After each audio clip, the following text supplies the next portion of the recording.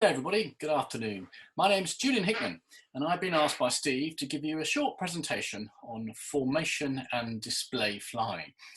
By a little bit of background, my history in flying was firstly as an Army Air Corps pilot.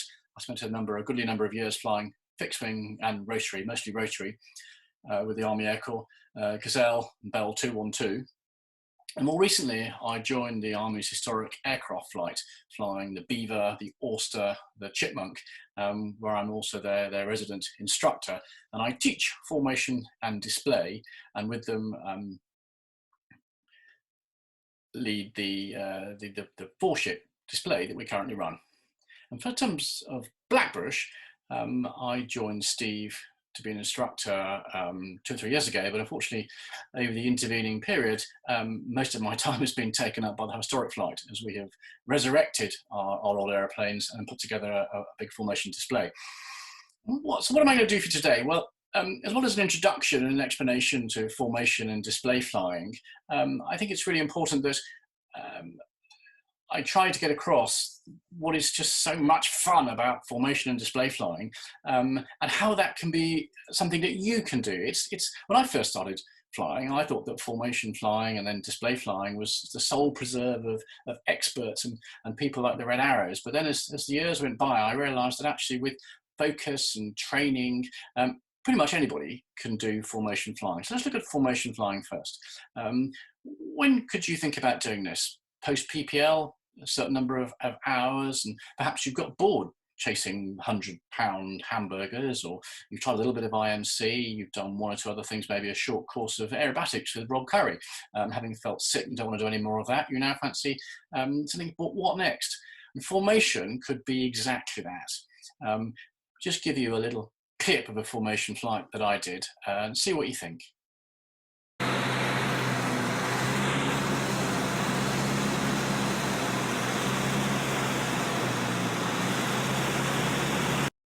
Did I tell you how much I absolutely adore formation flying? I was sitting on the right-hand wing of the Beaver, echelon right, running into a fly past over Boscombe Down last summer. It's just amazing. But why? For me, it's because it pulls together so many different aspects of what being aviators is all about. There's the intent concentration on the planning. There's a time on target to make. You've got to be in the right position and focused on holding it as you run in. You'll have planned it all. You then go and execute it. From a physiological point of view, you're in the moment. Your concentration is absolute. Hours and hours probably of planning and a little bit of worrying. But the rewards are immense. Here's another clip that we flew last year that I hope you like.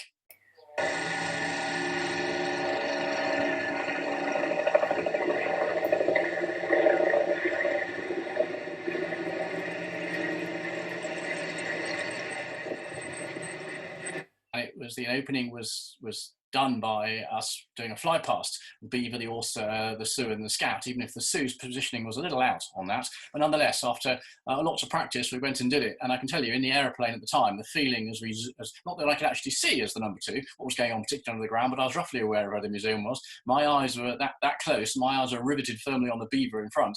But as we went over, that immense feeling of pride of keeping a tight formation, putting a sound print down on the several hundred people who were there, was brilliant. Formation flying, when you get to use it like that, is just incredible. So what you saw there essentially was a relatively simple fly past, where we had pre-planned that we were going to approach from one particular direction. I would pick up my references on the Beaver to my right. I was in a sense an echelon left for that run-in. The Sioux would be outside me. And nothing in that would be complicated for a reasonable post-PPL hours pilot. That really brings me to the very essence, the most important point about the presentation, which is how can you do this? And I've been teaching this at the historic flight for the last 4 or 5 years. But in order to bring more people into formation flying, Rob Curry and I will be running a number of introductions to formation flying at Blackbushe. And if you'd like to do it, I'd love to have you on the course and come and learn some basics. What would we teach you?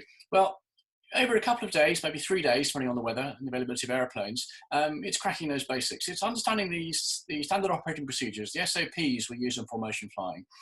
And then really a sequence of things. It's pre-flight briefing. What's different? What do we cover before we go formation flying? What do you have to keep in mind? We will sit through and brief. The briefing is it's a pretty religious affair if you're going to be that close to another airplane in the air. So it's rigorous, it's intense, but it's deeply rewarding. Formation references. Once you're up in the air, so for me, I spent hours over the last few years focusing exclusively on keeping the offside landing wheel of the Beaver through the near side footstep.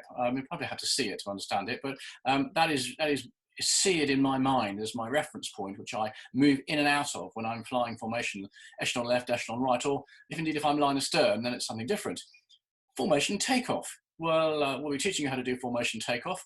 And again, you want to be close, but not too close. So judging the references is important. And then once you're in the air, station keeping. So what are those references, as I just described? The landing wheel through the passenger cabin footstep for an echelon left or an echelon right, and line astern. You can't afford to be slightly left or slightly right. You've got to be smack on the centre line behind the aircraft in front. Brake and rejoin in flight. You've got to know when to leave when it's getting too close and it's all going horribly wrong, but also you've got to know how to rejoin. So if you're going to accelerate to catch up with the other airplane, for example, you always accelerate under and then pitch up to arrive, hopefully bang on position at the right speed at the right moment in time. It sounds perhaps a great deal easier to say, but practice makes perfect. Formation changes, which is largely about RT, echelon right, go. You've got to know pretty much when they're coming and what to do when you receive the execute signal to move the airplane around the formation. We perhaps won't concentrate on more than just 2 airplanes, but certainly when you've got 4 or 5 aircraft, as we have in the historic flight, there's going to be a sequence of who moves when. And certainly if the aircraft behind you you can't see the aircraft behind you, so your movement has to be coordinated, starting with the outermost aircraft first, moving into position, and then lastly, if you're number 2 of a 5 ship, you've got to move into your position and hoping they're already in place. And then lastly, we'll cover the run-in and brake for landing. In some cases, this can be the most exciting thing as you return to the field, nice and tight on the run-in. And then as you get to the designated point, you brake 1,000, 2,000, the second aircraft brakes, and so on as you, the real reason, the value in that is it allows a tight formation to return to the overhead of an airfield and then brake, separate to stream for a sequenced landing, which is by far the safest way to do things. And of course, having mentioned safety, everything we do here is driven through with a religious adherence to safety, practicing, being careful. Safety is the watchword for formation flying. So let's see a bit of this in practice. So here I am sitting on the runway waiting for the Beaver to start rolling, and as he starts rolling, so do I. I want to keep reasonably close. The wide angle lens doesn't help as it makes it look as though it's much further away. There you go, you can see how much rudder is being applied to keep straight with the tail wheel aeroplane. But I'm tracking the Beaver now, and I'm making sure that I don't overhaul him. Not that I will, because he's got a 450 horsepower engine and mine's only 200. But he's getting airborne, he's moving away from the runway immediately to leave me space in case I have a problem. And I will now start to climb and turn off the runway heading to catch up with him. What we'll usually brief beforehand is the join after the takeoff, just in case we have been separated. So this isn't really too bad. Now we're together again. Here you can see I'm now tucked in echelon right. And here I've moved into line astern. So I'm directly behind the Beaver. The Sioux is on my right, and the Scout again is to the right of the Sioux at the moment as we're entering a right-hand hold. What we tend to do is stick the Sioux on the inside when we're doing a right-hand hold. And we're holding here before we run in for an flight overhead at Middle Wallop. Here we go. Now the Scout's in the left-hand position where it should be. We're in wine glass, so I'm in the All-Star, I'm in line astern, number 2. And I'm taking my references down the back line of the Beaver and keeping nice and steady there, which is actually pretty hard because as you can imagine, the prop wash behind a 450 horsepower radial engine with a little 2-seat observation plane behind it is particularly tricky, so a lot of anticipation required. And you can see that as soon as he starts turning, we won't say anything, I'll just know that he's turning and I'll have to keep the turn going at the same time. And it's really important for me to follow the Beaver as closely and as accurately as possible so that the Scout and the Sioux behind can also stay nice and tight. And there you can see the Sioux in the turn. So now We're running in. The museum's in the half distance. Now you can just see this me and the Auster just beneath the instrument coning of the Scout. We've tightened it right up as we run in the last couple of miles for the display itself, for the fly past. I'm no more than about 25 yards behind the Beaver, right in the middle of his prop wash. The Scout's getting nice and tight on the back of the Auster. There you can just see the museum now coming into view as we're flying in. Pretty windy day, but it wasn't too bad. You can see how much the Scout's moving around, and we're just running into the overhead, holding it nice and tight. And I can assure you, there's a significant amount of apprehension and excitement in each of the cockpits as we try and make this as tight and as good as it can be. We've done that, we turn around, and now running in for the brake. There we go, 1,000, 2,000, add some power, pull and roll. And what I'm looking to do is get my eyes and head out to see the Beaver in front of me, place him on the horizon so we look to the crowd as though we're all in one line. There he goes, this is from the ground, there I go, pitching round and pulling to get behind the Beaver. The helicopters go as well. Once you've finished formation flying, or you've done quite a lot of it, the next logical step is to take your formation flying out to displays.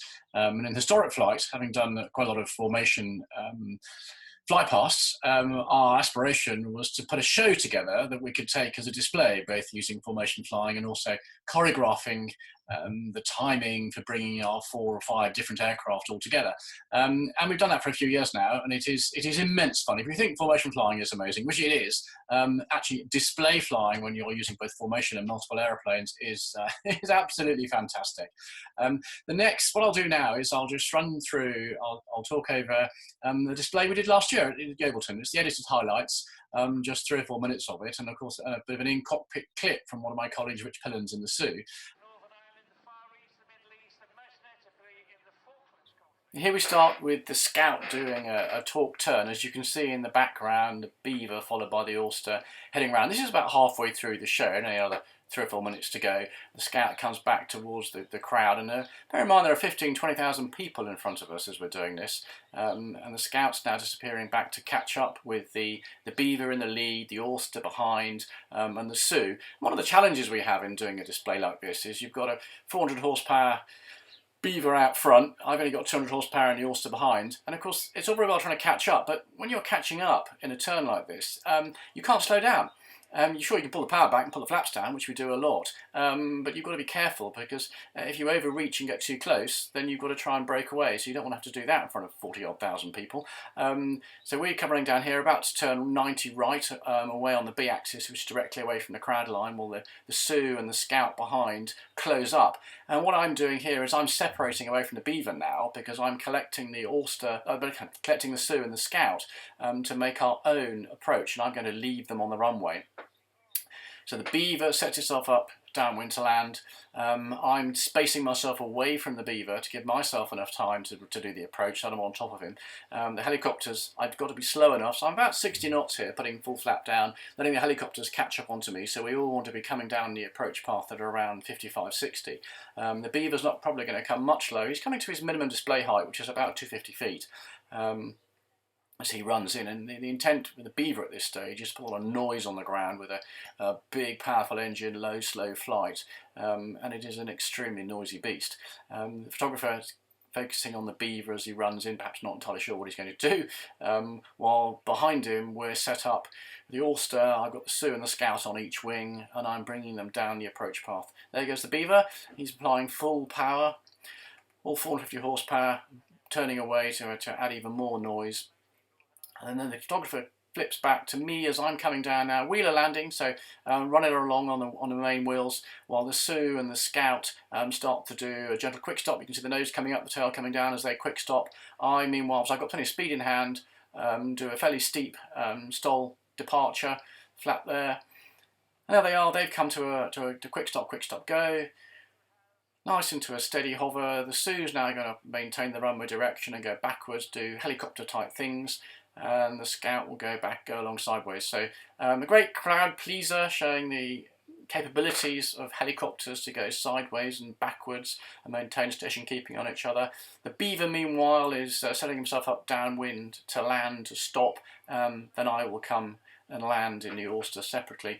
And part of our show here is to illustrate the differences in the types of aeroplanes, but also to try and give the crowd an example of the differences in the aeroplane. So hovering helicopters, aircraft, obviously you're not able to do that, so we're going to do a short landing for both of them. Here's Rich just going backwards, coming to an end as George is downwind in the Beaver, and like George getting slightly anxious that the Sioux is not going to be on his runway as he turns finals. Helicopters reposition themselves forwards now. Matt in the Sioux, you see the Auster there. I'm also now base to land. The Sioux scooting forward slightly more quickly, knowing the Beaver's fairly close behind him, getting out of the way, off the runway, and there's the Beaver short finals coming in at around 60 knots, 55, 60 knots, pulling the power back, aiming for a 3-point landing, right between the hovering Scout and the Sioux. And there he is on the ground, all 3 wheels, and he's off to the right. As I come in, I need to keep my speed up, probably still no more than about 55 knots, full flap. Bit of a crosswind on the day, so keeping straight, but I'm aiming again for a wheeler landing, not 3-pointing it, in order to keep the speed up as the next sequence is ready to go, and they want us off the runway fairly quickly. So there am I, wheels down, running along the runway, zoom. So the photo opportunity for the crowd is having the Auster between the Sioux and the Scout as they bow and exit off to the right. So that's us. And now the next clip, which this moves to, is just showing you from a slightly different vantage point, which is inside the Sioux. And here we go, this is Rich Pillin. So now he's behind, just taking position behind the Auster. You saw the Auster with both helicopters behind and base leg to land. Here they are. So Rich is bringing the speed back to around 55 knots behind me in the Auster, base leg to land, and you can see the Scout station keeping on both the Auster. So Rich is only looking at the Auster. The Scout's job as number 2 in the rotary is to watch the Sioux, station keep on the Sioux, as well as being the right distance behind me.